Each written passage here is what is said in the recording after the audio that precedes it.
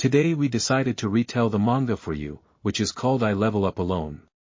Be sure to write comments and tell us how you like the plot, and whether you are waiting for the continuation. Like, subscribe and let's get started. The action takes place in the Korean city of Seoul.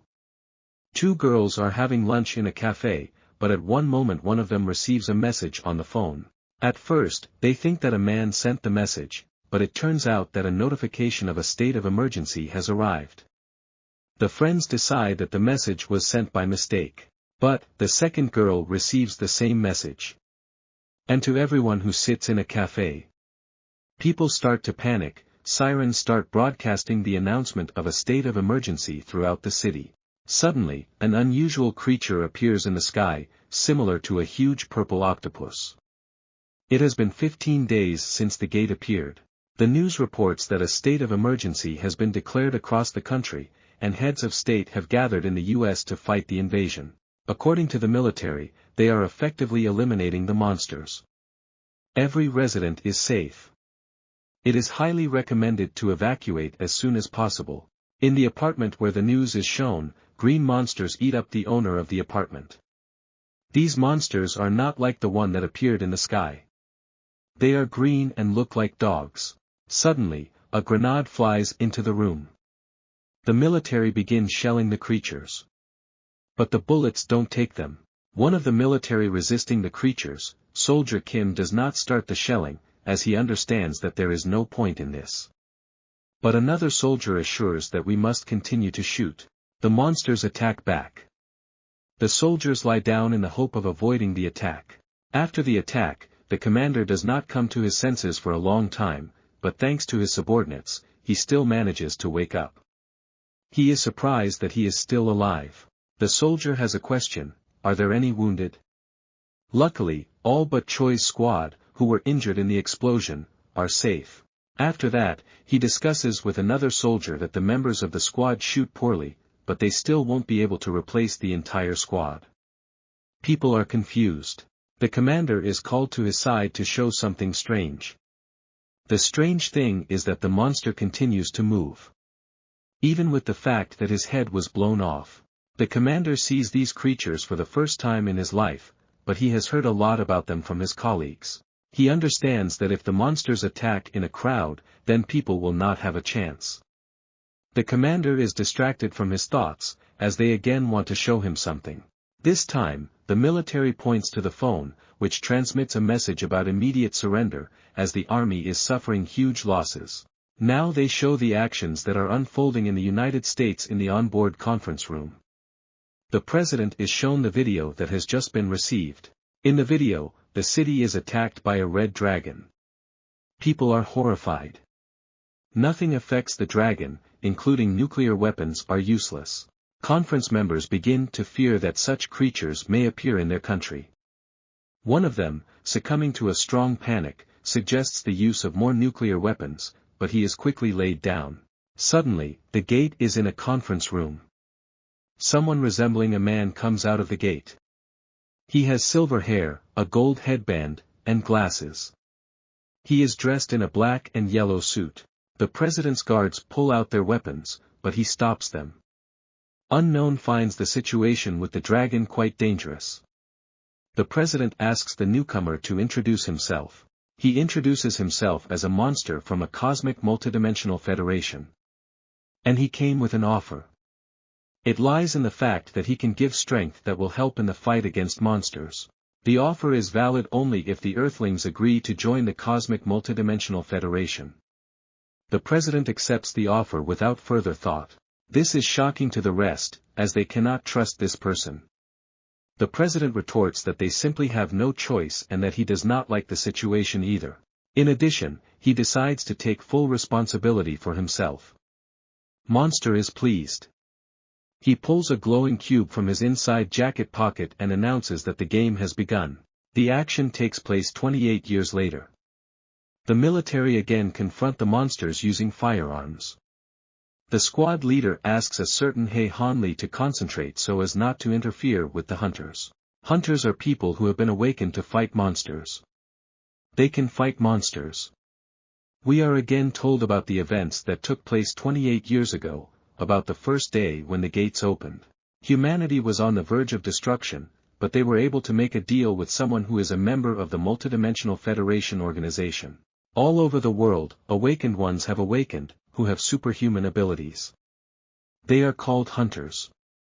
The human race has united to resist the monsters. After 10 years of fierce fighting, people managed to regain some cities. The person who gave people the ability to fight came back immediately after giving strength. Since the land had just joined the Federation, they were given 30 years as a trial period. All this backstory was told to us by Hanyeol, a simple porter. We are shown a fight between humans and monsters. The monster is large, white, similar to a lizard. The girl creates a fireball with her hands and attacks the creatures. The guy in the hat decides to strike a powerful blow alone. But he couldn't hurt him. Silver-scaled lizards proved to be quite fire-resistant. Since the attack did not work, the question arises, what to do now? Hunters need time to recover, so they have to call porters. It seems to the porters that the hunters they fight together are not pros. The monster suddenly begins to grow in size. They give the order to retreat. The monster is preparing to strike a crushing blow. Soldiers use a force shield. The porters have an idea to escape from the battlefield. The manager decides to continue the furious attack on the undead. Says the porters should help the hunters. The guy in the hat tries his powerful attack again. This time he is right on target. The monster goes berserk as a heavy blow from the hunter is followed by a shot from Kim the porter. Kim has to run away because the monster is moving right at him. But he stumbles. The monster practically catches up with him. Kim promised to help. No one reacts, no one cares about the porters. It is believed that for them to die on the battlefield is an honor. Han Bell is a friend of Kim in trouble. He decides to save him. Khan tries to remember where the lizard's weak point is. Kim keeps calling for help. Bell, still not understanding the location of the weak link, shoots at random. He manages to divert attention. Now he is the target. But he is not awakened, so he does not have the strength to resist. One of the hunters still offers to help, but his offer is denied by the rest of the hunters. Khan has to run away. His ammo does not contain mana, which is an important component for an attack. Bullets won't do anything to the monster. He decides to use another method. His choice falls on the power line. If you get into an electric wire, it will break and fall on the lizard. There is only one chance. At first glance, the hero manages to do this, but strong dust rises. It is not clear who caused this. We are shown a girl who wakes up. It's wearing the same headband as the guy who offered the deal to humanity 30 years ago. She says that time has passed very quickly, and that you need to move forward little by little. Con-El is waking up. He fainted as the lizard hit him with its tail. The mattress and backpack he found next to him helped him neutralize the attack. Khan conducts the reasoning aloud, but unexpectedly receives an answer. At first he thinks he has gone mad, that the voices have appeared in his head. The voice tells him that even if Han is shocked, he must not forget about the monster. The monster still did not notice the hero. But his power level far exceeds Yell's power level. The issue of finding a porter becomes a matter of time.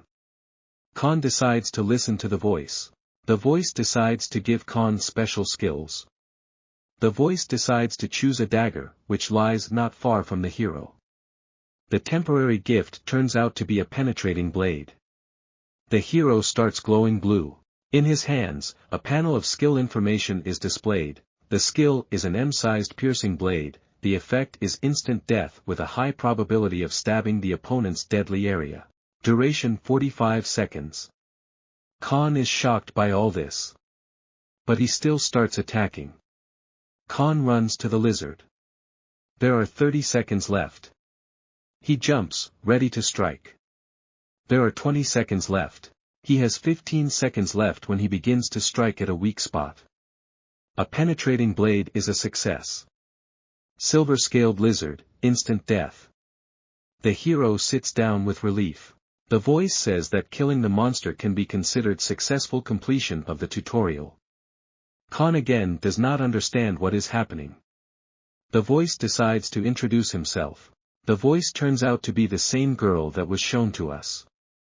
Her number is 1788957 and she is now Ego Hana. Her name is Kabis. Now Khan is also a hunter. All people who were awakened 28 years ago have mana, an extraordinary power. Lee Hanyeol became one of them. However, he is not at all happy about this news, but rather does not believe what is happening. The hero believes that this whole situation does not fit with common sense. The manager and his group find a newly minted hunter. They are shocked when they see that the monster has been killed. A hated hunter, whose name we do not know, roughly pushes Khan, as he decides to come closer to the corpse. He cannot believe that an ordinary porter killed the monster with a knife. The rest of the hunters believe that Khan only finished off the creature, and they did the main work. A rude hunter in a hat asks Khan if he has any claims. Khan replies that he has no complaints, while smiling sweetly. In fact, Lee thinks that the hunters are the real scum. He considers himself a fool for expecting any help from them. In fact, they used the person as bait. And the porter had to fight on his own with a strong enemy. The manager, understanding what Khan is thinking, says that this is not the first time the hunters have done this.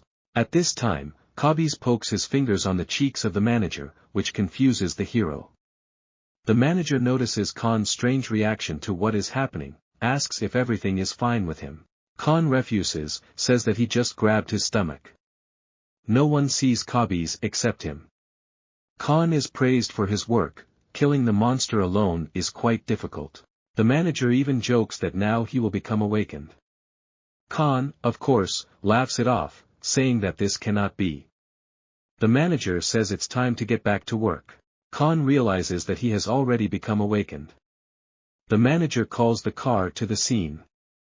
Yell decides that if you tell everything now, then nothing good will come of it, so he keeps everything a secret.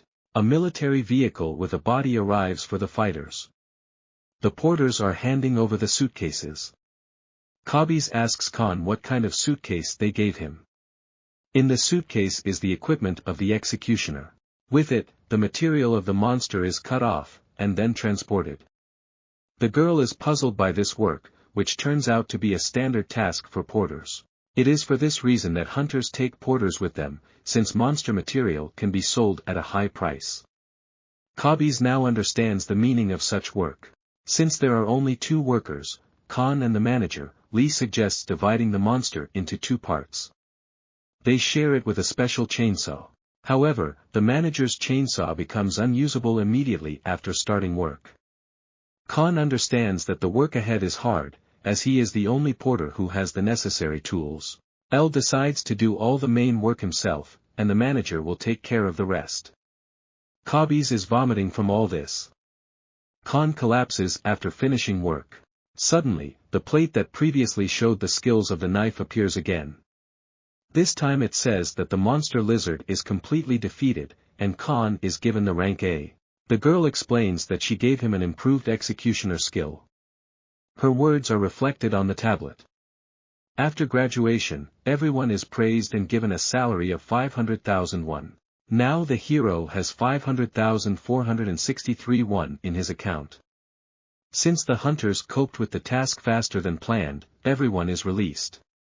The hunters discuss what they will have for dinner. Han is upset that he didn't get paid the extra 500,000 won because he worked a full shift. Khan transfers today's earnings to a certain guy.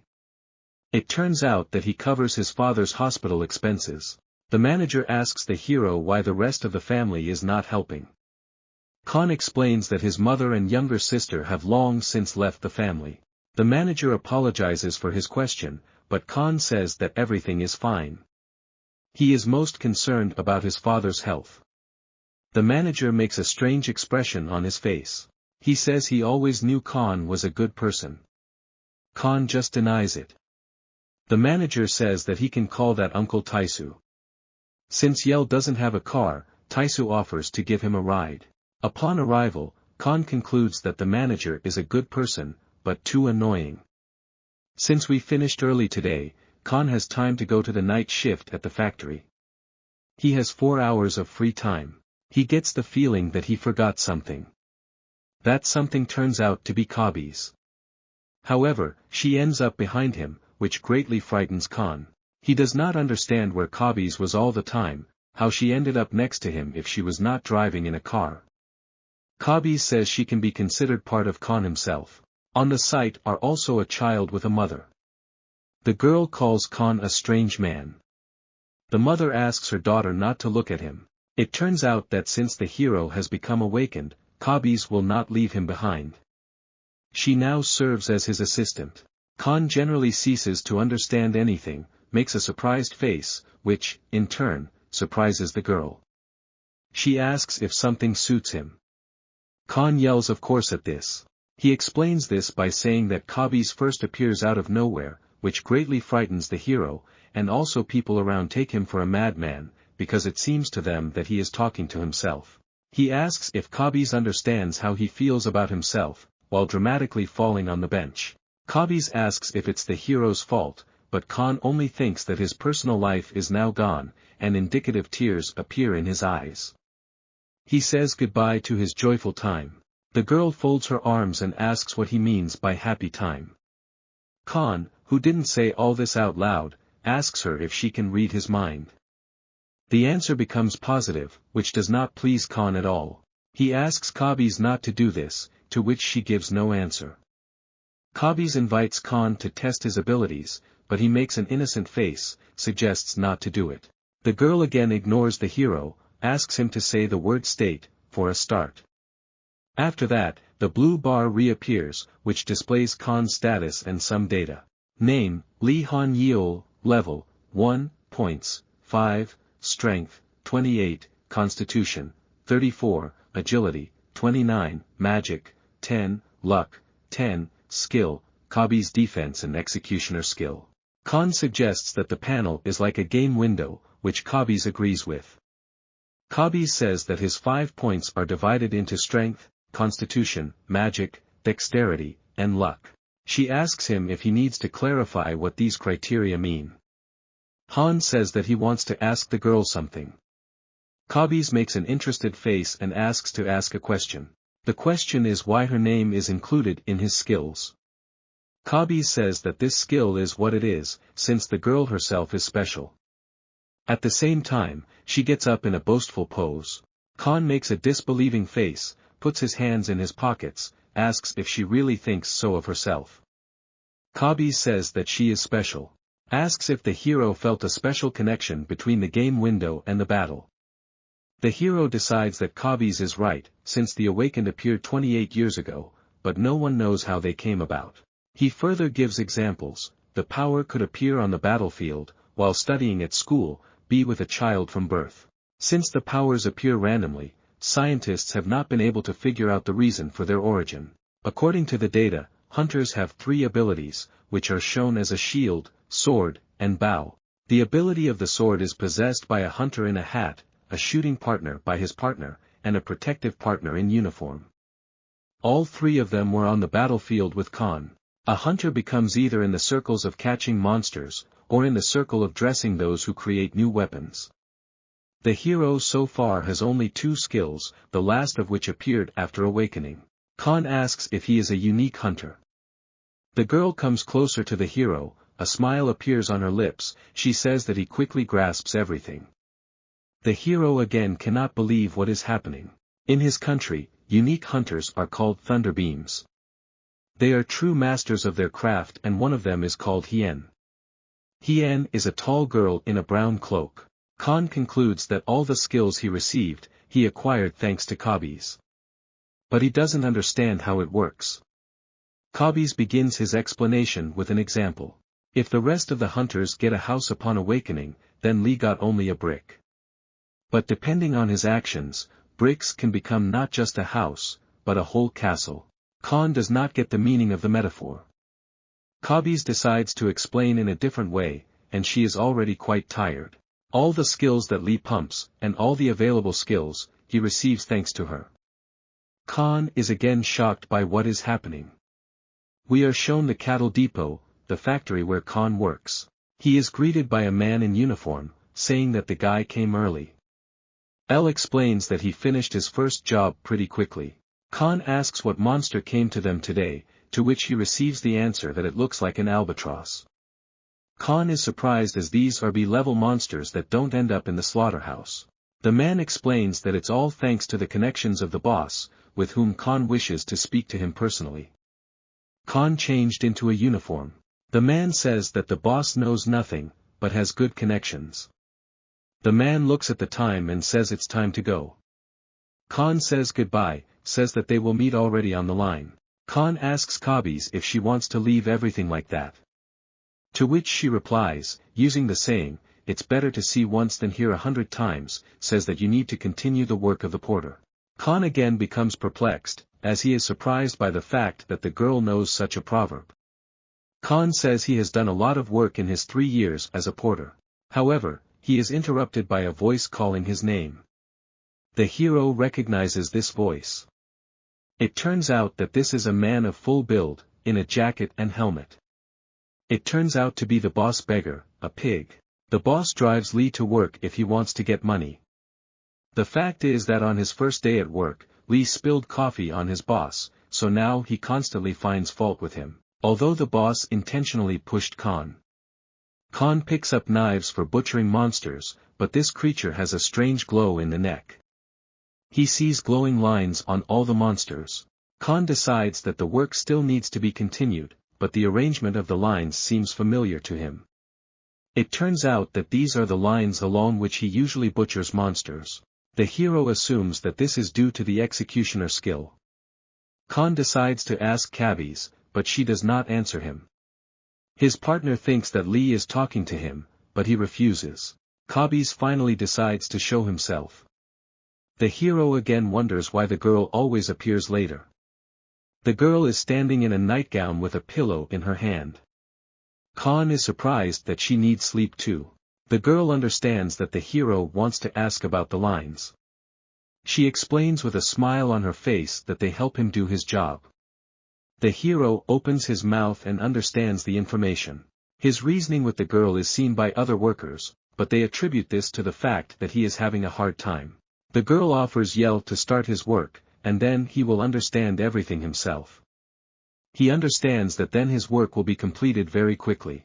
Kabis again becomes ill from the sight of butchering a corpse. Lee is surprised at how quickly he finished his work.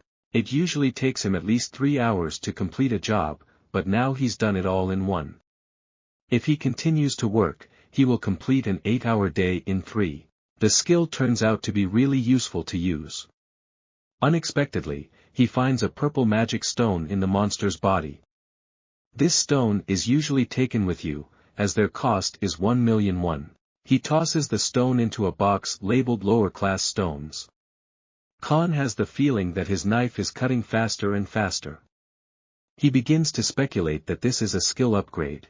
Kabis, who reads his mind, says that repeating the skill improves him. A sign appears on which it says, "Sword skill upgraded to level F." It comes as a surprise to Khan that he received this skill. 2 hours after his shift, Khan starts cleaning his workspace. Another worker notices this and asks Khan if he has given up. The man begins to scold Ilya. The boss already considers him an unlucky employee, so he also wants to leave the workplace earlier to show everyone how hard it is for him. Khan claims he has already met his quota. The man wonders how he managed to do everything so quickly. Khan replies that he just got the gist of how to do the job better. Lee realizes that now is not the time to talk about how he has become awakened. The man does not believe the guy's words and decides to check the operation of the device, which shows the percentage of work completed. Khan decides to quickly leave the workplace. He is treated normally as long as he controls his mana. The man wants to learn the secret of fast work from Khan. L understands that doing his job in 2.5 hours is rather suspicious. Next time, he will have better control over his power. In the corridor, Khan meets the boss, who calls the guy to him. Khan doesn't like it all, but he understands that he needs to be patient, so he just asks the boss what happened. The boss does not like this question, because he does not like that Khan just walks around during working hours. Khan replies that he has already done all his work. The boss at first wants to say that he thought so, but his statement is interrupted by a surprised exclamation. Khan makes a cute smile and says that the deer is cut into 80 pieces.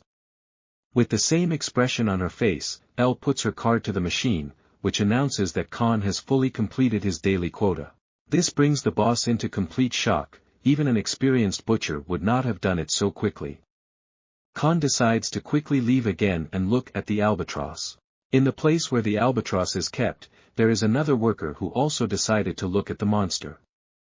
Albatross looks like a blue pterodactyl. We are shown a street with small houses. L is finally at home. He immediately jumps onto his bed. He thinks that since he is now awakened, then he cannot work at the factory either. At this moment, he receives a message from the guy in which they demand the return of the money. You still have to work in a factory. Khan has already paid the money today, so he decides to just throw away the phone. Before going to bed, Elle decides to take a bath first. At this moment there is a knock on the door. An unexpected guest is a girl who reproaches the hero for making noise late at night. Elle can't figure out if it's his neighbor. The girl at this time defines herself as a high school student who has exams, and if she fails them, is Khan ready to take responsibility for this? Khan apologizes to the girl. The girl, before leaving, says that in which case she warned Lee. He believes that today's teenagers are still fruits. Decides to go to bed earlier than usual tonight. The neighbor returns home, falls at the table. She is overtaken by excitement about entering the university. We are shown a piece of the protagonist's room, in which we see cockroaches. It's midnight on the clock, but Lee still can't sleep. It's probably because a lot has happened in the last day. In addition, a lot of interesting things appeared. Lee decides to ask Kabi's a question. Kabi's is getting tired of Han asking questions all the time. This time, Lee was not afraid of the unexpected appearance of Kabi's, as he was already used to it. The girl leans her head back on L's bed and wonders what he needs from him. He says that he knows that every hunter has mana that can be used. Can Han also use it? Kabi says that she was going to talk to him about this later, as the hunter doesn't have enough mana right now. It is quite difficult to explain the work of magic in words, so Kabi's invites the hero to figure it out himself. Khan was not ready for the fact that this would have to be dealt with now. First you need to close your eyes and put your hand on your heart. The type of mana depends on the type of spiritual power. Therefore, if you concentrate enough, you can use your strength. After the necessary actions have been performed, you need to concentrate on your spiritual world and imagine that a person is a tree trunk. L makes a surprised face, asks again about the tree, to which Kabi's again makes a sweet smile and confirms his words. Next, you need to imagine that the nutrients from the roots rush up. Lee is still incredulous about the method Kabi's proposes. But suddenly he succeeds, a small blue ball appears in his hand. The size of the ball was smaller than the girl expected. Kabi's assigned a new skill to Lee, mana control. Lee was again frightened by the suddenness of what was happening. Kabi's explains that the orb is a representation of pure mana. But in this state it cannot be used, since it is too small, but its amount can be increased either by training or by adding points. Khan decides that this night he will shine on training. Unexpectedly, the neighbor returns again and again with claims. The guy apologizes, while rubbing his neck with his hand. They show us the next day, but after the shift at the factory. Khan went to work early and finished early. The boss watched Lee's work all the time, but when he quickly finished his work, the boss had a very dumbfounded face. Lee again ran away from the workplace, so as not to answer no questions. Lee cooks custard noodles for lunch, wishing he had gone into the canteen. During lunch, Lee trains his strength. It turns out that the stove still does not work for him, which the hostess cannot fix. A guy won't live long on ramen, but there's nothing to be done. On a broken phone, Lee watches a baseball game. Match 7 is already over. The ball is thrown by Hanyeol, a man with a hot shooting style. Khan Russ is worried that if the ball hits someone's head, it will hurt a lot. Chung scores a strike. At this point, Lee has an idea, hunters can give mana to items, and whether he can do so. Kabi's again has to answer the question, can Lee do it too? Of course, he can also do this, but not at this level. If mana is introduced into solid matter, it will become much stronger. Khan decides that he needs to eat all the food at once. After all, the mechanism of work is the same. Now the plot takes place at night. Lee is dressed in a tracksuit, and Kabi's is standing nearby and does not understand what he is going to do. Lee placed a can of cola in front of him. In high school, he played baseball. Now he wants to try again, but this time with the help of mana, the hero endowed the stone with power. He makes a throw and hits right on target. The stone went right through the tin can. Lee is now proud of himself, there was still gunpowder in the flasks. Kabi's isn't particularly impressed with the skills. The hero continues his hard training. Already knocked out about 10 cans, sweat flows in streams. Kabi suggests that he rest, but Lee plans to keep training. However, a whole hour has already passed, and if you overdo it with training, then there may be bad consequences. Khan still has no plans to stop, and Kabi's has an incredulous expression on her face. Throw again, hit again. Mana usage increased. Now the skill-crushing blow is formed. The hunter in the hat also used this ultimate. Khan asks Kabi's to tell about this skill. An explanation of the skill is displayed on the blue screen. It delivers a powerful blow by concentrating mana in the physical plane.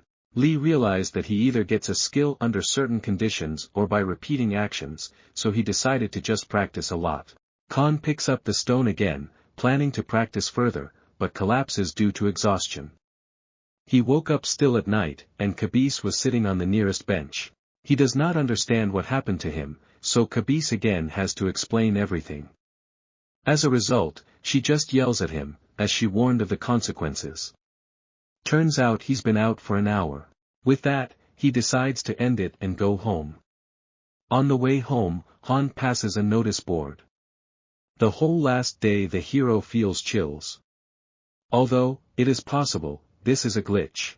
Now he hears a strange sound coming from the gateway. We see two men threatening a neighbor girl with a knife. They ask her to stand still and shut up if she does not want reprisals. Lee has always avoided such situations, and the idea of calling the police seems to him the best, but first he decides to see what happens. The girl is already being tied up. In the girl, Lee recognizes his neighbor, a high school student. What to do now? He decides to take a chance and help. A neighbor silently calls for help. She is very much frightened, tears flow from her eyes. They want to put her in a car and take her away. Lee uses a new technique, he attacks the hooligans with stones. One of the bandits is knocked out. Lee goes out to them and asks to let the girl go. The second pulls out a knife and begins to threaten Khan. They try to intimidate him, but Lee suspected such an outcome of events. He is not confident in his abilities, but he needs to try. Now L uses a chain as a weapon. He succeeds in intercepting her direct attack with a knife. By the way, he copied the reception from the internet, although he was not confident in his abilities. It is possible that the fact is that with awakening, physical strength also increases. If this is true, then you can try a crushing blow. It works, the second bandit is also passed out. Lee frees the schoolgirl by holding out his hand. The girl throws herself into the arms of Khan, as she is very scared, and he just saved her. He hugs her tightly in return, reassuring her with the words that everything is already over. Time 12 at night. Khan and the victim are sitting at the police station, where they testify.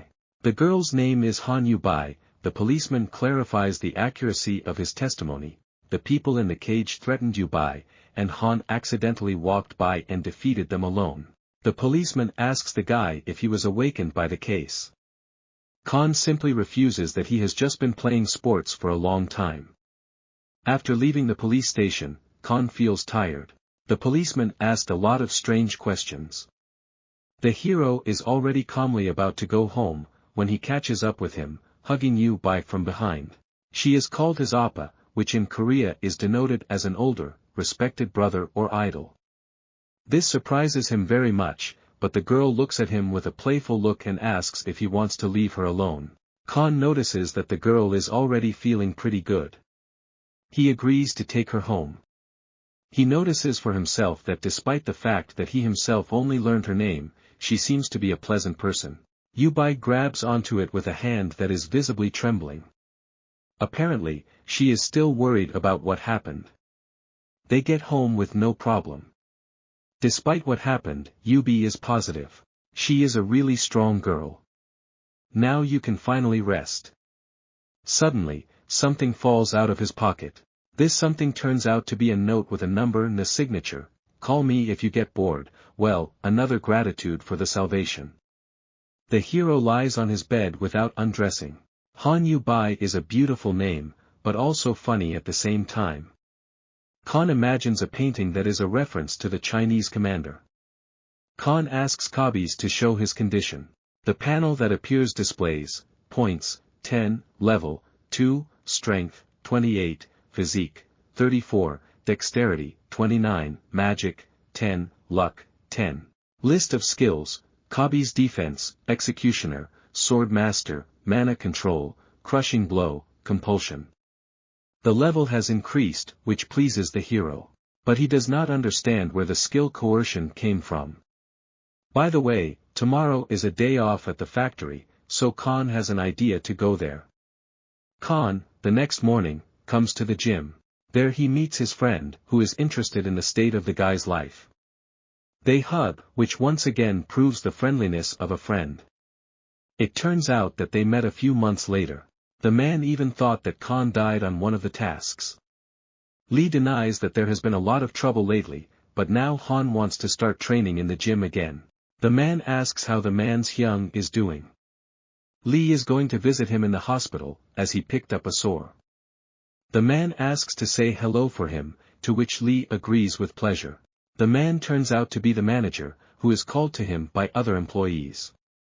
Lee considers him a good person, as he allows the use of the gym for free, and taught Lee how to play baseball as a child. You will need a manager with cleaning in the hall. Lee starts his workouts by jumping rope. He again trains to the last, which gives Lee the opportunity to receive the skill of physical strength. This took 2.5 hours. Now you can start cleaning. Lee arrives at the Seoul National University Hospital and goes up to the 6th floor. A young girl sits at the front desk, who immediately recognizes Khan. The question about the state of the father has not yet been answered. Ilya is being handed documents for a receipt. The document is consent to admission to intensive care. Khan, not surprised that his father's condition is in an unclear position, thanks his sister for taking care of the elder. It turns out that all the other doctors have abandoned Lee's father. He is directed in the right direction, but at that moment a message arrives on the phone. Khan apologizes and checks the notice. Again, the return message is long, but Lee has already sent the amount. The hospital worker asks what happened, but L, in his usual manner, refuses, answering that everything is fine. Lee decides to ignore the messages. My father is in intensive care ward number 603. He is connected to a ventilator. Kim asks the nurse how many hours her father has been sleeping lately. She replies that starting this week, around 2 p.m. Kim realizes that he doesn't have much time left. The nurse does not understand what these words mean. Kim explains that every day the number of hours spent in sleep will increase. As soon as the time reaches 24 hours, the father will no longer be able to open his eyes. It has been 4 years since the father of the hero, whose name is Lee Jun-sam, fell ill. At that time, doctors did not know either the cause of the disease or the method of treatment. They just assumed it was a type of cancer. All this time, both anti-cancer treatments and clinical treatments have been tried. However, this only temporarily improved Jun-sam's condition. Father began to open his eyes, but now he sleeps more and more. After spending some time with his father, the hero decides to leave. The nurse is surprised by the early departure, since Khan has not visited his father for a long time. Lee believes that if the father had known about the visit of his son at such a time, he would have decided that he was causing unnecessary trouble. In addition, the presence of the son next to the father will not help the treatment. The nurse is surprised by this reaction. She asks if Lee knows a way to heal with magic. Khan had not heard of such a method. The girl explains to him that this is a new way, which is carried out by the awakened with the gift of healing. Of course, this method is problematic from the financial point of view. Khan does not let the nurse finish, because he wants to find a way to cure his father himself. He thanks the girl for her care. He does not want to give the girl personal troubles, since she has been caring for her father for 4 years. The nurse tries to answer something, but she does not succeed. Khan tells the girl that everything will be fine while smiling. Already at home, Lee realizes that he said this to the girl in vain. How does he plan to find a cure if even the doctors don't know what to do? The hero decides to start by looking for a method of healing with magic. He tries to turn on the old computer, which again does not turn on. Lee kicks the computer and gets angry that nothing works. The computer is helped by a physical action in its direction, it turns on. Lee finds information on the internet about a new treatment. He again testament to Kabi's. This time she is happy to answer questions. He asks if he can master the skill of curing diseases. She's not sure, but if the understanding of the skill satisfies the conditions, then it's possible. Kabi's notices a cockroach and cannot understand that it is so small here. Lee is pleased with her answer. However, even if he has sufficient understanding of the skill and he masters the necessary skills, then a higher level is needed. Khan decides to start improving his level. He Googles Porter's Paradise. Kabi's in the background is trying to kill an insect. This week all places for porters are already taken. He decides to call a friend to see if there is any work for him. Scheduled for tomorrow noon. Kabi's has almost killed the insect, but suddenly a few more cockroaches crawl out. The hero breathes a sigh of relief. Lee sees that Kabi's is sitting near the door, frightened. The fact is that the insects decided to attack her with their entire crowd. Early in the morning, while Lee is still sleeping, someone rings the doorbell. Lee opens the door but finds no one. She blames everything on the tricks of children. Suddenly he sees banana milk and a note. In the note, Yubai again thanks Han for saving him, calling him Appa. Lee enjoys banana milk. Yubai stands behind the wall and smiles shyly. Khan is standing on the road, waiting for them to come for him. The manager comes for him. Lee apologizes for calling so abruptly with a request. The man refuses and calls to get into the car as soon as possible and get down to business. They arrive at the Seoul government office. They decide to split up. The man follows the machine to transport the material. Khan comes to the porter service department. There, the girl clarifies that the guys in front of him are Lee Hanyeol, Choi Chung-hong and Kim Han, who are leaving for a mission today at 7 a.m. and from the A007 team. All three confirm the information. First you need to pass the identification. They are given the necessary equipment, a submachine gun, 2 boxes of cartridges, 4 frame backpacks and personal chainsaws. Since the guys have been at this job for more than a year, the worker decides not to repeat the safety rules. The girl tells Khan that she doesn't know what happened on the last shift, but now his equipment is damaged. This caused a lot of trouble for the workers. Khan makes a guilty face. The girl, putting on a frightening smile, asks this time not to spoil anything. However, Khan's safety is still considered the most important, so she asks to return safe and sound. The porters and coves are brought to Gangwon-do, a place located near the demilitarized zone. This place looks like a green field surrounded by forest and mountains. The hunt has begun. Communication begins to disappear, which means that the field is already nearby. Although it might be for the best. They decide to stop. The manager says that today's enemy is dogs. Dogs are about the size of calves. Their peculiarity is ferocity and a developed motor nerve. They attack in 2s or 3s, so be careful. The manager says that when the porters attract the attention of the dogs, they will need to be handed over by the hunters. The hero is not happy with the fact that he is just a decoy, but he also recognizes the oratorical qualities of the manager. For the manager, this task seems easy, as he has already seen a lot of monsters on the way. Lee is back on the team with the 3 hunters he was with last time. A dialogue begins between the manager and the hunter in the hat. The hunter decides to ask the manager a question, which causes a bad feeling in the second. The hunter wonders if this time will be as dangerous as that one, since there will be problems if any bullshit happens. The manager assures that everything will be fine, that the strength of the hunters is much greater than the strength of the dogs. The hunter says that these words reassured him, but it is unlikely that we really do, since he has a rather stern expression on his face. This point is also noticed by Yeongam. From the outside, the conversation between Yeongam and a hunter in a hat looks like a psychological war. Anyway, now everything is in open work, so the manager releases fireworks. Dogs react to it, which begin to run towards the source of the sound. The manager gives the command to the porters to shoot. The porters open fire, and behind them, on command, are the hunters.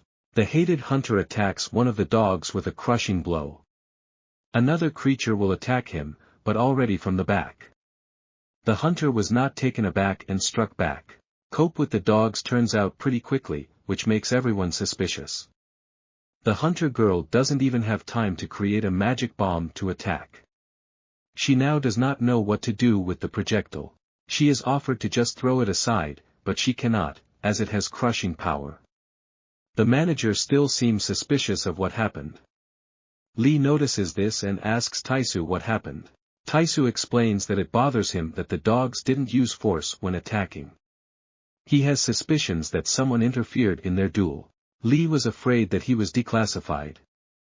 Therefore, in order not to give himself away, he simply supports Taisu's theory. It seems that the manager is not going to think further about this situation, but is simply happy with how everything turned out. Khan is called over to help with the work. Lee is glad that no one seems to suspect him yet. We are shown the actions that took place 20 minutes ago, when there is a psychological war between the hunter and the manager. Khan is called to his place to check and distribute the store. Upon checking, Khan does not find any problems. But the thought comes to his mind, what if we give mana to cartridges to increase their firepower? This will not only help the task, but also give experience points. At the moment of endowing the cartridges with mana, the manager approaches him. TC wonders what Han is up to. Lee rebuts, saying he's just checking the ammo magazines. The manager does not notice anything and asks to finish the work faster. It turns out that now all the pistols of the porters are loaded with Khan bullets. These actions raise him to level 3. The porters and hunters begin their next job, the work with the corpses. Hannah is already working on the third, trying to keep up with the hunters. He is told that it is impossible to work at such a speed, to which Khan agrees. Khan did not expect that because the work would be done faster, the hunters would also deal with the corpses. Hunters with power are hard enough to keep up with. At this rate, they won't last long, and Khan will definitely go crazy.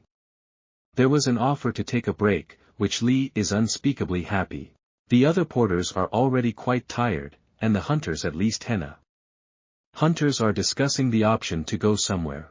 Lee is embarrassed in front of the other porters, but he has leveled up to level 4. Lee asks Kabis to show him his status data. He already has 20 points, and besides, his strength has increased. He does not yet know what he will do with his points, plus he will not be able to return the spent ones. Besides, those dogs were hard to kill even with mana bullets. But now he knows who is stronger and who is weaker. Han decides to ask Taexi a question to understand who is weaker and who is stronger. The manager gives him a friendly pat on the shoulder. He says that he is not even a hunter, but is interested in such things. Lee refuses and claims that he is just curious. The manager says that a veteran like him already has enough experience to correctly match the amount of mana of hunters and monsters. Lee doesn't quite understand what mana matching means. TC says that Khan should be aware that before recruiting hunters, their mana is measured. Lee says he knows about the procedure. The manager says that Lee knows quite a lot, to which Han says that he just found out about it. The manager calls him a teapot. The manager says that his job is to balance forces, if the amount of mana of hunters exceeds the average amount of mana of monsters, then you can join the battle. However, if you have to face monsters of different levels, then everything will already depend on the experience of the hunter. The manager is holding a strange thing in his hand, which is a mana meter. Lee wonders if this thing is like a radar that picks up the mana response of monsters. The manager says that this is how it is, but the device has run out of charge. Equipping a device with mana is quite expensive. Lee offers to help since TC does so much for him. He decides to use his mana to charge. This helps, but raises obvious questions for the manager. Lee simply refuses, saying that the technique has failed. The device shows that there are more creatures a kilometer away. The manager decides that he needs to move on to the next hunt. Lee has an idea, to make his eyes a radar. He decides to ask Kabi's about it. She says that it is possible to endow body parts with magic if they are strong enough, but she does not know about the eyes. If he does something wrong, then there is a possibility that his eyes will just explode. This scares Lee a lot, but despite this, he tries. His eyes darken sharply. His actions frighten Kabi's. Khan has a strange feeling, but it seems that he managed to imbue his eyes with mana. Kabi's asks about his well-being, to which Lee replies that he is in a lot of pain. Kabi's scolds him for his arbitrariness, but he just continues to rub his eyes and say that if you don't try, you won't know. Kabi's asks him not to rub his eyes and let the tears flow. Mana flows from his eyes, and his vision begins to return. Hunters notice a strange aura over the hero, discuss his strange actions. Kabi's asks the guy not to do stupid things anymore. Khan gets a new skill, understanding of the use of mana. A new effect has appeared. When endowing the eye with mana, you can control the flow, density and amount of mana. This greatly surprises Khan. The working day ended, the manager thanked everyone for the work done. Paid 500,000 won for that day, even though the whole group plowed twice as much.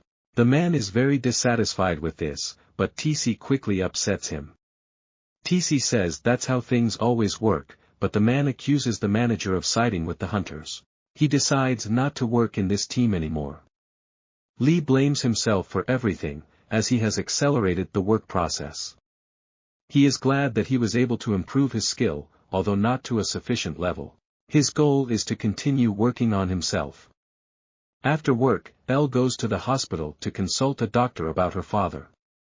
There he is again told that the current level of medicine is not enough to cure. In their power only to maintain the vital activity of the body. Lee hears the same thing for the 100th time. The doctor offers Lee, since he has already come, to visit his father, who is now awake. The father sits on the bed with his hands on his knees. He is wearing a hospital gown and his face is unshaven. He greets his son. The father asks his son why he came. Lee wanted to tell his father that he got a job with a good company, which is a comforting lie. In fact, Lee plows 2 jobs, one of which is deadly. Lee talks about working with clients, and the father is surprised at how quickly his son has grown. Lee doesn't like his father's concern as he has to worry about his health. The father says that now his son will not be so hard when his father dies. Lee reacts sharply to his words, saying that he has not yet managed to give him a happy life. But the father continues, saying that he is just a useless old man, a burden in Lee's life. At this moment, from the surging emotions, Lee's magic was transferred to Lee Sr. Magic flowed through the blood and led to an unexpected outcome. For this, Lee was given a new skill, an understanding of the ability to restore vital energy.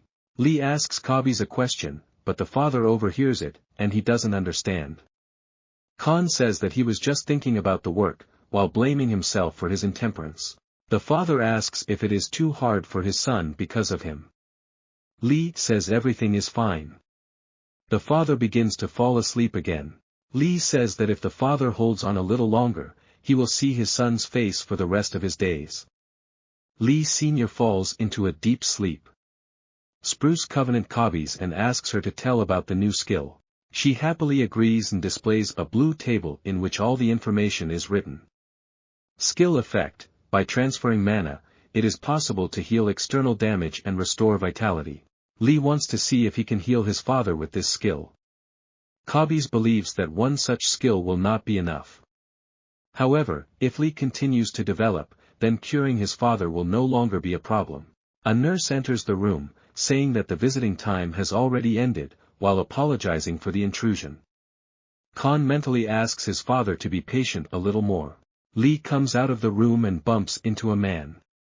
He apologizes, looks up and sees that in front of him is a person he knows with a friend. The first one is rather tall, and both of them have a gold tooth inserted. The nurse clutches at her papers and asks who the people in the hospital are. The second person calls the nurse a beauty. He quietly tells Khan that he needs to quietly follow them. Lee tells Kim's sister that they are just people he knows. She doesn't really believe him, she tries to ask him again, but they don't let her. Khan is taken outside, where he is beaten up by a tall guy while the other is looking at his phone. It turns out that these guys are the people Khan owes money to. The second guy is sitting on Khan's phone, reading correspondence with himself. He says that getting rid of them is not so easy. Khan replies that he transferred money to them.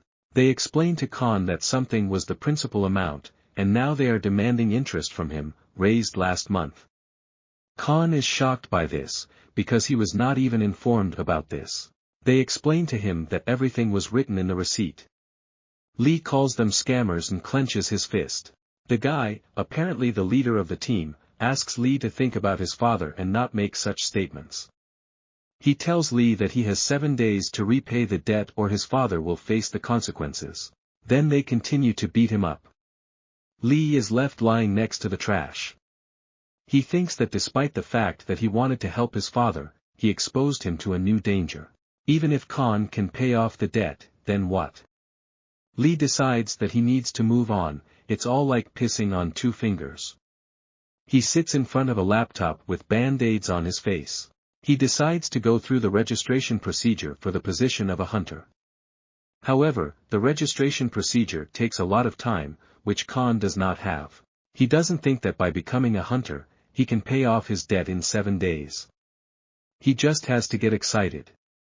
During the registration process, Khan heals his wounds on his own. He walks along the shops near Supermarket S. It is very dark outside. Khan put on a hoodie to hide his face. He is determined to get down to business. We are told about a kind of national certification body for awakened ones. It was created 28 years ago during the World War, by a group of active hunters. In this organization, hunters are issued a registration card and license, and registered hunters receive various privileges. Hunters who join the organization receive permission to legally exterminate monsters. Through connections with porters, the organization is also involved in transporting monster material. In particular, these are valuable materials, such as magic stone. Lee decides to buy his hunting supplies from the cheap market. He has little time, so he will have to hunt without a license. He heard that this is often done by hunters who want to evade tax or have no money. Killing monsters illegally is a dangerous move, but there's nothing you can do about it. Lee gathered everything he needed for hunting, except for weapons. Prior to this, bullets and pistols were issued to him by the organization, but now he cannot turn to them. The weapon is rumored to be available on the black market, but he doesn't have much money. Lee decides to buy a bow from his grandfather, while specifying that it is not a fake. In addition to all this, you need to restore strength. Grandfather says that he bought a bow for hunting, but his wife did not like the idea. Now he sells this bow. Lee wants to touch the onion with his hands. The draw strength of the bow is good. A bow with 2 bundles of arrows costs 150,000 won. Lee is shocked by the amount, he takes a step back. This amount is his monthly expenses. But, there's nothing to be done, he buys onions. Grandpa asks to be careful with the bow. Now Khan needs to find a melee weapon. Khan approaches the toothless grandfather, a merchant. He asks his grandfather if he sells weapons. Grandpa yells at Khan, because everything is clear. Lee understands that the weapon is without a license, but now it does not matter to him. L asks permission to touch the weapon. The knife appears to be in very good condition. Lee asks the old man if there is a knife that does not slip in his hand. Grandpa gives him a suitable knife. Khan decides to buy two at once. Khan leaves the market. Grandpa is glad that he was able to sell two knives today. Suddenly, a man approaches him. Grandpa thought it was a new customer, but it's a cop. They came on a call in which they reported that illegal trade was taking place in the market. The old man is asked to go to the station. Khan comes home, all things are collected. There was only one unresolved question: how not to get caught at the checkpoint. He decides to use the proven option, Google. You need a car to get to the checkpoint, so he decides to rent a truck. Renting a truck turns out to be very costly. But there's nothing you can do, so you'll have to pay 500,000 won. Do go to bed thinking that all things are finished. But there is one more thing: work at the factory. Khan arrives at the factory and places an envelope on the boss's desk. The boss rips up the letter as he doesn't plan to read it, and Khan is totally freaked out. The boss is constantly getting letters that he thinks are asking for help. Every time in such a situation, he simply tore up the letters in front of the workers. Over time, they quit, but the boss did not care, since there were many workers. Lee is not bitter because the letter contained a letter of resignation. The boss starts to get mad, asks again what Khan dared to say now. Lee, mocking the man, starts picking at his ear, saying that his ears are blocked. The boss swings at Khan, but he manages to stop the blow. He says that why wave his fists if he came just to talk. The boss decides to give the brat a lesson and swings another freak, calling Lee a freak. For this, Hannah throws the boss over the table. Another worker comes to the noise. Asks Lee what he did and why the boss is on the floor. The boss says Lee started the fight first. Khan picks up his torn statement from the floor and stuffs it into the boss's mouth. The worker realizes that Khan is more dangerous than it seems at first glance. Khan leaves the building pleased with himself. He thought that he would not do without a fight, but he believes that the boss deserved it. Khan will no longer be able to live his former life. His main task now is to hunt monsters. He finds the hangman's hooks on the street and decides to take them with him. We are shown that the neighbor again leaves food in front of the hero's door. Lee removes all the plasters from his face because everything has already healed. On the street, he is approached by a man who has brought a rented hunting truck. The guy asks to show Ilya his identity card. Khan is given the keys to the car. He is told that if the rental time exceeds 24 hours, then you will need to pay extra. Khan gets into the truck and goes hunting. He drives up to the checkpoint, where he is asked to show his documents. Lee says that he is from the advance group, and another detachment has his documents, so the next car will present his documents. The guard says it's against the rules, but his boss tells him to just let the porter through. The fact is that a lot of cars have accumulated in the queue, which should not be delayed. Khan made a good decision to come at this hour. In the guard's booth, the corporal is asked the question, was it possible to let a person through without documents? Corporal Choi says he hopes nothing bad happens. He asks if he had experience of letting a person through without documents. The guard says that he has never done this before. The corporal explains that even if they were deceived, it does not matter, since going hunting alone is suicide. Corporal Choi starts his shift. An ordinary guard asks him a question, is it suicide if the porter went alone into the forest? For Corporal Choi, this is not an issue, since they are guarding the battlefield, in which the gates are still open, no external communication devices are available. It is dangerous to go to this place even for one hunter. Lee looks at his stat panel. He does not understand by what principle the points are distributed. It can be tedious to allocate 10 points for strength and 10 points for magic. The panel approved this allocation to him. Ability reconfiguration completed. He decides to start hunting. On the path, L sees traces of a monster. The paw print is similar to that of a tiger's paw. Lee uses magic to see where the tracks lead. He decides to follow the trail. They lead him to the bushes, from where a monster suddenly jumps out at him. The monster is green in color, has very long claws and is quite fast. Lee identifies him as Volax. While fighting the Volax, Han's knife flies out of his hands. Volax is a monster of the lowest rank. Lee uses a hook attached to a rope and places a compulsion on it. The hook wraps around the Volax's body. The monster falls to the ground.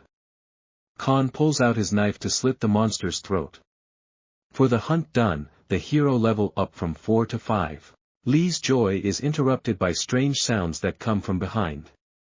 From behind the bushes, a whole flock of Volaxes appears. They launch a group attack. Lee, realizing that he can't handle it, decides to run away from the battlefield. He didn't want to face even one Volax, let alone a whole bunch. The monsters run after Khan rather quickly. If Lee does not come up with anything, then he will simply be caught. He is looking for something that can be used. On the way, he gets hit by a large rock, which Khan decides to use. He pushes away from him and clings to a branch. Lee decides that hiding at a height will help him, but the monsters begin to gnaw on the tree trunk. Lee decides that he will not stand upright, but will use a bow. You need to focus all the energy on your fingertips, endow the arrows with mana, then you get a powerful blow. The arrow goes right through the monster. Khan understands that he will quickly cope with the destruction of the creatures. However, at this point, the tree begins to shake. You need to move to another tree. Lee manages to jump away from the tree at the last moment. One of the monsters gets Lee's knife on his head, which causes displeasure. Khan grabbed a branch of another tree. Volaxov is very angry, they begin to growl deafeningly. Khan confidently launches a new attack. There are only 2 monsters left to defeat. Lee takes aim, shoots, but the arrow misses the target. The fact is that the second monster crashed into a tree and shook it. Lee decides to kill the monster that is in his way first. Lee loses sight of the last creature. She is behind the hero, and almost climbing a tree. But for Lee, this does not become an obstacle, on the contrary, he attacked with even greater enthusiasm. It was the last of the terrifying tenacious monsters. Khan lay down on the ground when it was all over. It was a hard task to kill one monster, and as many as 4 fell on him. The panel reappeared, the hero was leveled up from 5 to 6 and the crushing blow skill was improved. For Lee, this seems like something unimaginable. Now he has a new problem, how to drag 4 bodies into one. After a while, Lee managed to drag all the monsters. Before the rest of the monsters smelled the blood, you need to start gutting. As Han thought, lower-class monsters are very easy to butcher. He found a purple stone in the monster. It turned out to be a stone of the lowest class. Lee got the hangman skill hanging, which surprises Han. He again performs his standard attack, infuse hook with mana and hurl it at the monster. This technique works again, but this time Lee uses the creature as a striking force for the tree. The monster hits the tree straight, just as Lee thought, it worked the first time. Suddenly, another Volax appears behind him. These unexpected attacks are already quite tired of the hero. The monster walks straight at Lee and lets out a growl. But the hero already has a pattern in place. First you step back, dodge, and then give mana to the knife and attack. This again works perfectly, so the hero considers himself accustomed to such attacks. Lee has been hunting all day and is now level 8. The level rises much faster than the hero expected. The powers of compulsion and mana control also went up in level. Even new skills appeared, piercing, master of the chain. Khan calls Kabis to him to ask her to show more details about the new skills. The girl happily agrees to fulfill the request. Puncture has the following effect: regardless of the weapon used, additional mana is added to the piercing attack, which increases the power of the blow. Chain Master has the effect of increasing the attack power with the use of the chain. Lee calls these skills similar to passives, and Kabis doesn't quite understand the comparison. During today's hunt, Lee killed about 30 monsters, which led to the appearance of such skills. Now Khan doesn't know where to move the glasses. In most cases, the hero relies on mana, so he considers it logical to transfer points to magic. Kabis at this time looks at the corpses of monsters, which disgusts her. However, in order to better use yours, you must also increase your strength and physique. He decides to divide 5 points between all characteristics except luck. The glasses transfer process is approved, and Lee again has a strange feeling, to feel how the body is rapidly changing. Now there is a new problem in the form of a pile of monster corpses. Lee decides to finish hunting for today. Khan drives his car to the checkpoint, where he is asked to provide identification and permission to check the contents of the truck. Lee, of course, fulfills all requirements. The guard, seeing a lot of Valaxes in the trunk, is surprised at their number. Lee says he didn't catch them. The man is interested in whether the hero is carrying any animal in his car. Khan assures that he does not do anything like that. The guard tells Sergeant Kim that everything is in order, and then receives permission for Khan's pass. Khan thanks the guards and is happy that everything went smoothly. As he thought, documents are checked only at the entrance to the territory. However, when he needs to go on the next hunt, he will need to get official permission. Lee buried the corpses before going to the security post so as not to arouse suspicion. Since he does all this illegally, no one at the factory will buy anything from him. If he makes a mistake, he will be exposed, which will lead to imprisonment. But he has no other choice. Khan returns home, turns on the light, puts his heavy backpack on the floor, collapses onto his bed. Finally he finished with his work. Lee immediately falls asleep on his bed. When he wakes up, it's already 7 p.m. It turns out that he was lying around all day, sleeping 20 hours. There is a pile of unwashed dishes in his sink, clothes hanging on the dryer. Lee wonders if he used up too much mana. He washed all the crystals and put them in a suitcase. Each stone is worth several million won, so they need to be sold. There is no plant that will buy illegally mined stones. No matter how much Lee thinks about this problem, he cannot find how to cope with it. Wait, there is a black market. For this case, Lee calls the manager. It's already quite dark outside when Lee meets Taexi. TC, calling himself an old man, does not understand why he called him at such a time. They decide to go inside the building first, and then discuss everything. They order their own alcohol. TC talks again about how many times he almost died on a mission. Lee doesn't know where to start the conversation. He only replies that he is glad that the manager survived. Khan begins to reflect on the loyalty of his intentions. The manager interrupts the hero's flow of thoughts and starts the dialogue himself. He doesn't think Lee decided to meet just for a drink. Taexi noticed that the hero was always kind of nervous. He then asks if Lee called him to tell him about his awakened power. Khan is dumbfounded by this question. Raising his voice, he says that the manager already knew everything. TC says that it is not the first day in this world, so it was impossible not to notice this. He began to suspect this from the moment when the hero filled up his first monster alone. Lee apologizes for not revealing everything sooner. The manager says that everything is fine, he kept thinking when the hero will tell him the truth. TC says that it's great to become awakened and asks to tell how the hero became one.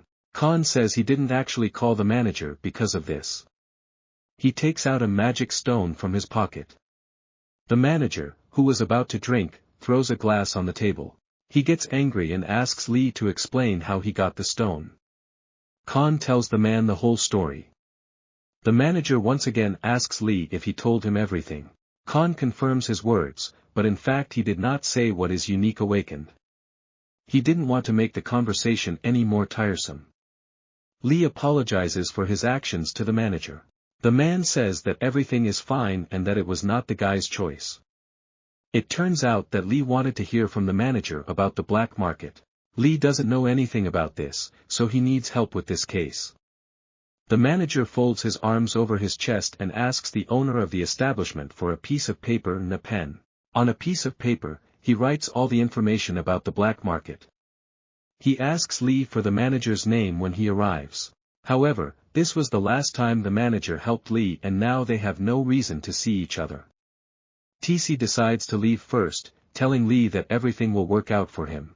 Lee says, bowing his head in gratitude, that he is now indebted to Taexi. The manager, laughing, says that he is not owed anything. Lee arrives at the appointed place. He is wearing a sports suit, a cap on his head, and a black mask on his face. Lee comes down the stairs. There is an iron door, and around are bags of garbage and paint. Khan knocks on the door, but a voice tells him to leave. Khan says he came from Taisua Joshi. The door is opened for him and asked to come in. Inside, he sees an elderly woman sitting at a table. The room also contains a cage with a monster, various body parts of monsters in a jar, weapons and suitcases. The woman says she hasn't heard the manager's name in a long time. She can't believe he's still alive. A bald kingpin approaches Lee, who is most likely a security guard. The woman, calling the manager a worthless type, is interested in his work. Lee puts on a serious face and says that he did not come for empty talk. And, if she's so interested, why not ask all these questions directly to Taexi? The guard calls Khan a brat and is already raising his hand to strike. The woman stops the man, saying that he still cannot defeat the hero. She says that the asshole Taisu brought a very interesting person to them. She asks Lee what the reason for his visit is, calling him awakened. Lee places a suitcase full of magic crystals on her desk. The mistress immediately identifies them as stones of the lower class. Lee says he wants to sell them. The woman concludes, based on the number of stones, that L has good skills. She asks to see Lee's hunting license. Khan wonders why he should present it. The woman replies that the world is full of different personalities, so you need to know who you are dealing with. Khan cuts her off, asking her not to talk nonsense and to decide whether she buys or not. The woman replies that she knew that everything would come to this and she takes out everything she needs.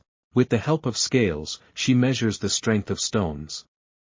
The density is 2217, and Lee hoped it would be more than 2400.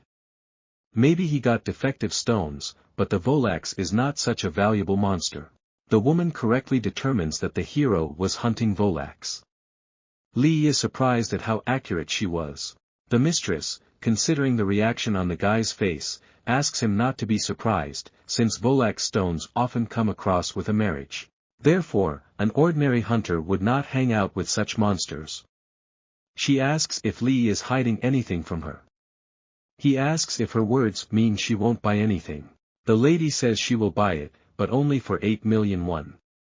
Lee slams his hand on the table and starts screaming about the real value of the stones. The guard's patience is running out at this point. The mistress stops the fight that has not yet begun. The guard tries to challenge her, but she quickly cuts him off. Lee has a strange sensation, as if everything is frozen. The woman puts on a safe face and asks what they were talking about. Lee does not understand who the old woman really is. She says that of course she knows their real value, but she is for the Hunters Association, and Lee is not. Khan is surprised that the woman once again understands everything. This situation makes her laugh. She says that everything is written on his face. Lee is shocked that she sees right through him. The woman says that since he collected the stones illegally, they can only be sold here. She gives him 8 million won in cash. Although she dropped the amount a lot, he never held that much money in his hand. He clarifies whether these are counterfeit bills. The mistress is again amused by Khan's behavior. She informs him that even though she cut off her contact with Taexi a long time ago, it would be nice to do business with him again. Lee asks her not to make noise, to which she calls him impudent and says that if she were younger, she would kill him. He is rude to her again, telling her that she lacks confidence right now. After these words, he leaves. The guard and his grandmother discuss Khan's rude behavior. She looks at a photo of a girl and a guy in a military suit, saying that it was a good time then. Lee throws the money into the ATM machine and immediately transfers his debt. He accompanies his message with a request not to approach him again. The people to whom Lee owed money believe that something unclean is going on, since he was able to return the entire amount. Even if he worked at a high hourly rate, he would not be able to raise so much money so quickly. The man, who is not the leader of the couple, suggests that Lee simply borrowed money from the bank. The second calls him stupid, because if there was such an opportunity, Lee would not ask for money from them.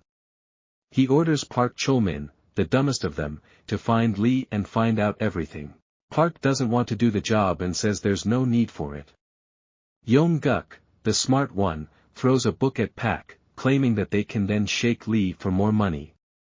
Park doesn't argue with Hyung anymore. Lee bursts into the hospital room, although they try to stop him. He asks the nurse how this happened.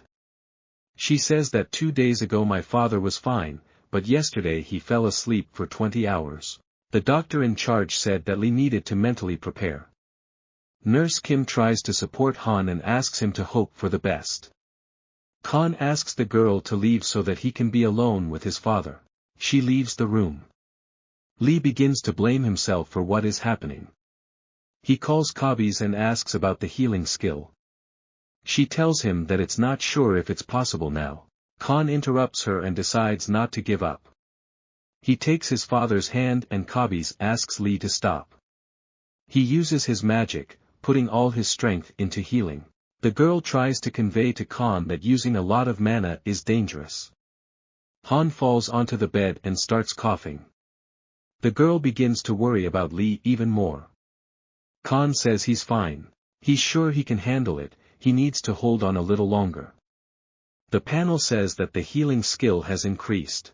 Han does not understand what is happening and falls to the floor, foam coming out of his mouth. At that moment, a nurse enters the room and sees Lee lying on the floor. She drops her notebook and asks the guy to come to his senses. The hero woke up in a hospital bed. Kabi's, who is sitting next to him, says that Khan woke up pretty quickly. Khan asks her what happened to him. She explains that due to overvoltage, he passed out for 2 days. Nurse Kim immediately transferred him to the hospital room. Kabi's gets angry, she said it was dangerous. He constantly gets into trouble, but this time everything worked out, so she will turn a blind eye to it. Khan doesn't understand why she thinks everything ended well. Kabi says Nurse Kim will explain further. Lee greets the nurse, but she drops the tray of syringes in surprise. She calls Dr. Kong, and Lee asks the girl to calm down, as people are looking at her strangely. Park Cheol was finally able to climb up to the hero's house, which is located very high on the mountain. It made him very tired. Park does not understand at all what Lee is doing now if he quit his job. Cheol starts banging on the door and calling for the hero. There is milk next to the door. In a fit of rage, Puck kicks her. Pak understands that if he returns to the boss empty-handed, he will receive it. Suddenly, a neighbor appears next to him, frightening with her appearance. Puck is scared that he hit her with a bottle, asks if everything is fine with her. The girl says that Puck will have to clean up the spilled milk. A piece of paper is lying on the ground, on which a wish of good luck to the girl from Khan is written. Cheol feels terrible because he came to Lee and spilled milk for nothing. The neighbor tells Puck that she's having a terrible day because she flunked her exams and was hit by the milk that Lee Appa left behind. Park apologizes to her. The girl begins to freak out and does not understand why everything happened to her. She starts screaming and lashes out at Puck. Lee sits with the doctor in the consultation room. The doctor says that what happened to Hannah's father is a real miracle. Shortly after Yeol passed out, Lee Chung woke up on his own. And in just a day, the number of hours he spent sleeping returned to normal. Khan mentally asks Kabi's if this is what she meant when she said that everything is fine. She sticks out her tongue, smiles, showing that this is what she meant. Lee begins to worry about the strange behavior of the doctor. One gets the feeling that he has gone crazy, although this is not surprising, since the symptoms of his father's illness have improved dramatically. Khan asks the doctor when he will be discharged. The doctor doesn't understand why Lee suddenly asks such a question, to which Khan says that he does not want his father to know that his son is in the hospital. Lee walks down the hallway, remembering the doctor's words.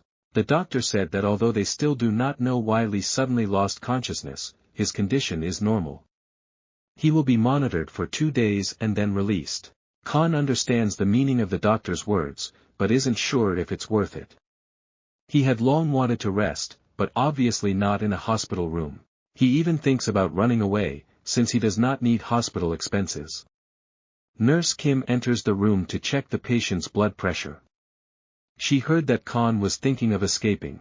Lee says she just heard everything. Elle asks her about her father's condition.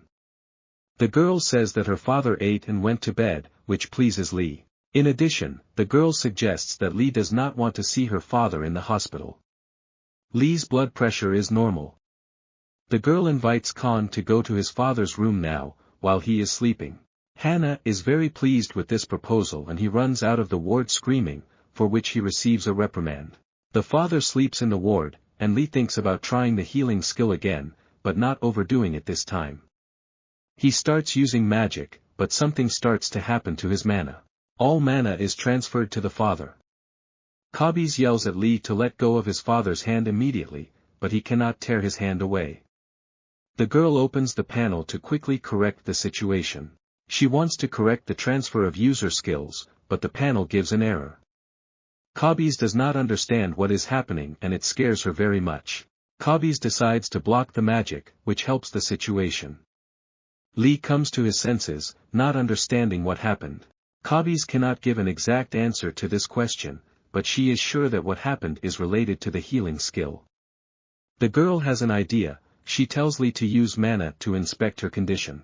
At this moment, Lee understands everything, why the father did not come to his senses for so long, why it was not possible to find out the cause of the disease, why no one could find a way to cure him. The thing is, it was never a disease. We see that there is something strange in the father's body. Park bought Han's neighbor a whole carton of milk.